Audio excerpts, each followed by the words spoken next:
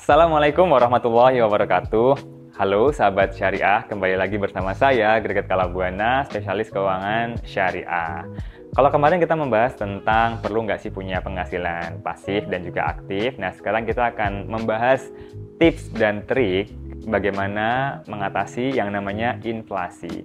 Apa sebenarnya inflasi? Inflasi itu kenaikan harga barang-barang secara terus-menerus dalam jangka waktu yang cukup panjang. Terus bagaimana supaya masyarakat bisa bertahan dari inflasi?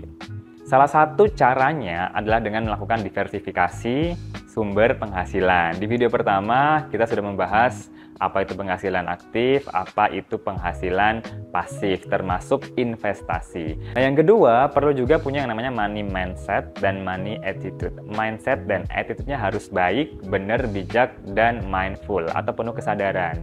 Itu yang biasa generasi Z bilang mindfulness, being mindful. Contohnya dengan berhemat. Hemat itu beda dari pelit, sahabat syariah. Orang hemat itu biasanya dia berpikir, menimbang-nimbang ketika membeli sesuatu, apalagi untuk hal-hal yang sifatnya bukan kebutuhan primer. Kalau pelit, itu dia bahkan tidak mau mengeluarkan uang untuk kebutuhan dia sendiri, makan misalnya. Ada satu fenomena namanya krometofobia. Fobia atau ketakutan orang untuk mengeluarkan uang. Berikutnya, belanja dengan lebih mindful. Pernah dengar kan belanja impulsif atau kompulsif atau doom spending? Impulsif itu artinya kita ketarik. Ketarik apa? Ketarik diskon, sale, obral, tanggal cantik, dan lain-lain. Atau FOMO, fear of missing out.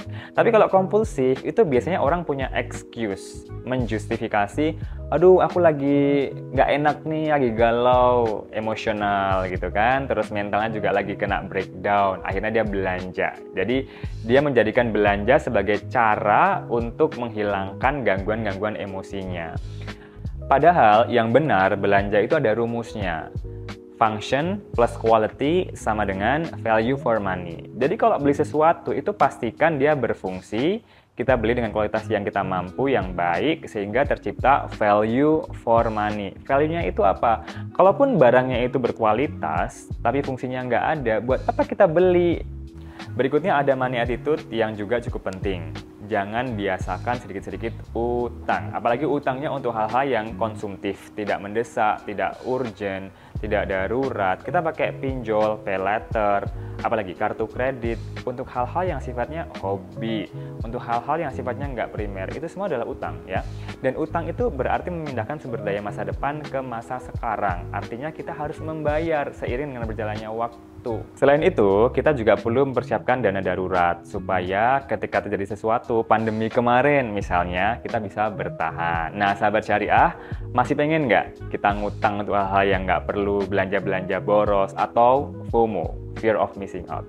Kita akan bahas soal FOMO dalam investasi di video berikutnya. Assalamualaikum warahmatullahi wabarakatuh. Bank Syariah Indonesia.